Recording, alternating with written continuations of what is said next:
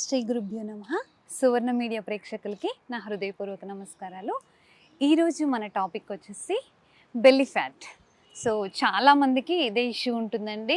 Like irrespective of age, irrespective of gender, most of the problems దీని ద్వారానే start అవుతాయి. కాబట్టి సో ఫస్ట్ మనం దీనికి రూట్ కాజ్ ఏంటి అనేది కనుక్కోవాలి. First thing. సెకండ్ థింగ్ ఏంటంటే దీనికి ప్రివెన్షన్స్ ఏంటి అనేది కనుక్కోవాలి. థర్డ్ థింగ్ ఏంటంటే ఉన్నదాన్ని ఎలా రెడ్యూస్ చేసుకోవాలి అనేది.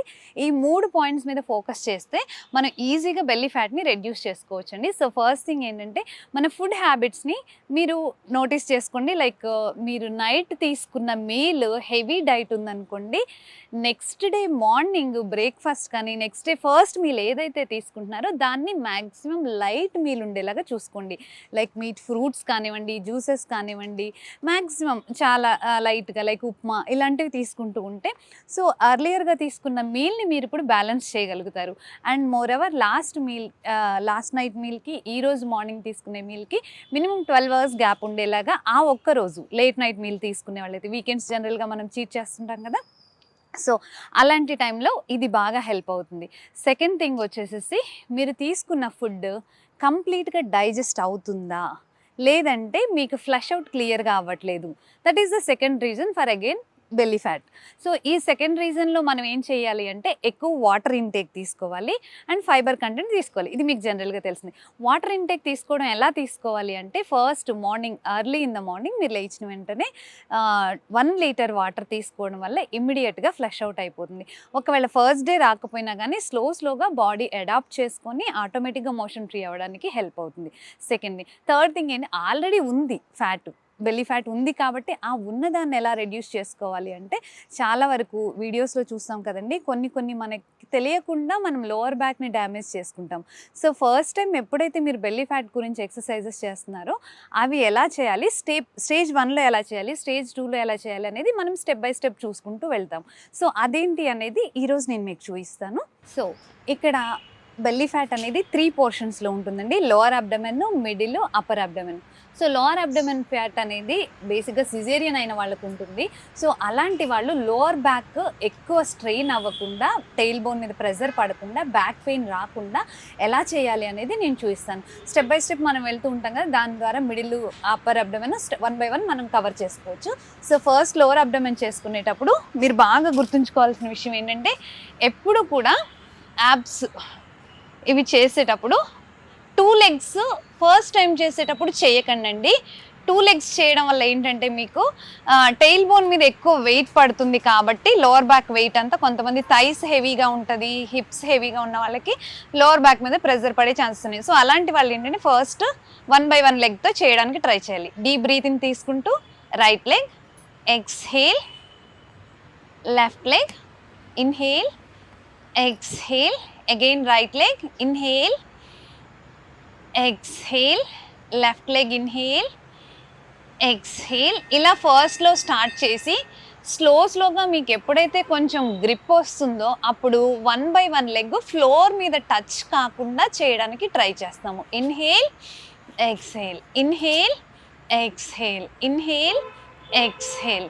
సో ఇది 10, 20 మీకు ఎంత కంఫర్ట్ ఉంటే అంత కంఫర్టబుల్ జోన్లో హిప్స్ కింద మాత్రం కంపల్సరీగా మీ హ్యాండ్స్ పొజిషన్ ఫిక్స్ చేసుకోవాలండి. దీని ద్వారానే మీ ఫుల్ లోవర్ పోర్షన్ అంతా వెయిట్ అంతా లిఫ్ట్ అవుతుంది. కాబట్టి ఈ హ్యాండ్స్ పొజిషన్ కూడా ఫామ్గా ఫిక్స్ చేసుకోవడానికి ట్రై చేయండి. సెకండ్ థింగ్ వచ్చేసి, సో ఇది ఫస్ట్ మనం ఇది చేసాం కదా, సెకండ్ థింగ్ క్రాస్. ఇది థైస్ ఉన్న వాళ్ళకి కూడా బాగా హెల్ప్ అవుతుందండి, హెవీ థైస్ ఉన్న వాళ్ళకి. సో కొంతమంది నడవడానికి ఇబ్బంది పడుతూ ఉంటారు కదా, అలాంటి వాళ్ళకి మొబిలిటీ ఫ్రీ అవుతూ స్లోగా థైస్ తగ్గడానికి హెల్ప్ అవుతుంది. అది ఎలా అనేది నేను చూపిస్తాను. ఫస్ట్ లెగ్స్ 2 45 degrees లిఫ్ట్ చేసి సిజర్స్ లాగా 1, లెఫ్ట్, 2. సో చూడండి కంఫర్టబుల్గా. ఇక్కడ నేను ఎక్కడ నీస్ని బెండ్ చేయట్లేదండి. నీ ఎందుకు బెండ్ అవ్వకుండా చూసుకోవాలంటే నీ బెండ్ అయితే అబ్డమెన్ మీద వెయిట్ పడదు. సో కోర్ మజిల్స్ని ఎంగేజ్ చేస్తూ లిఫ్ట్ చేసినప్పుడు ఆటోమేటిక్గా నీ బెండ్ కాకుండా మనం చేయగలుగుతాం. సో ఇది సెకండ్ స్టెప్. థర్డ్ స్టెప్ వచ్చేసి ఇప్పుడు మనం 1 by 1 లెగ్ చేసాం కదా, స్లోగా 2 legs కలిపి చేయడానికి ట్రై చేస్తాం. అది మీ కంఫర్ట్ని బట్టి చూసుకుందాం. First breathe in, 1, exhale, inhale, exhale, 3, exhale, inhale, exhale. So ఇది కొంచెం ఎక్కువ వెయిట్ పడుతూ ఉంటుంది. దీన్ని మీరు ఇక్కడ చేసుకోవచ్చు. ఫస్ట్ 90లో, దెన్ 60లో, దెన్ 30లో. ఈ డిగ్రీస్ అనేవి మీ యొక్క వెయిట్ని బట్టి ఫస్ట్ 90లో స్టార్ట్ చేయాలి, దెన్ స్లోగా రెడ్యూస్ చేసుకోవాలి. దీని తర్వాత మళ్ళీ నేను ఇప్పుడు చెప్పేవన్నీ లోవర్ బ్యాక్ మీదకేనండి, లోవర్ అబ్డమెన్ మీదకి. సో ఈ సైక్లింగ్ మీకు ఫస్ట్ టైం ఇబ్బందిగా అనిపించి కొంచెం కన్ఫ్యూజన్గా ఉందనుకోండి, ఫస్ట్ రైట్ లెగ్ తీసుకోండి, క్లాక్ వైజ్ సైక్లింగ్. ఇది సేమ్ యాజ్ యూజువల్గా 10, 20. సేమ్ రైట్ లెగ్ని యాంటీ క్లాక్ వైజ్. ఇది కూడా సేమ్ 10, 20. దెన్ ఈ లెగ్ని చూడండి, నేను ఈ ఫ్లోర్ మీద ఉన్న లెగ్ ఏదైతే ఉందో దీన్ని ఫర్మ్గా నీని కంప్లీట్గా ప్రెస్ చేస్తున్నాను, టోస్ని కంఫర్టబుల్గా ప్రెస్ చేసుకుంటున్నాను. ఈ టో డైరెక్షన్ కూడా ఇంపార్టెంట్ అండి. ఇప్పుడు లెఫ్ట్ లెగ్తో చేస్తున్నాను.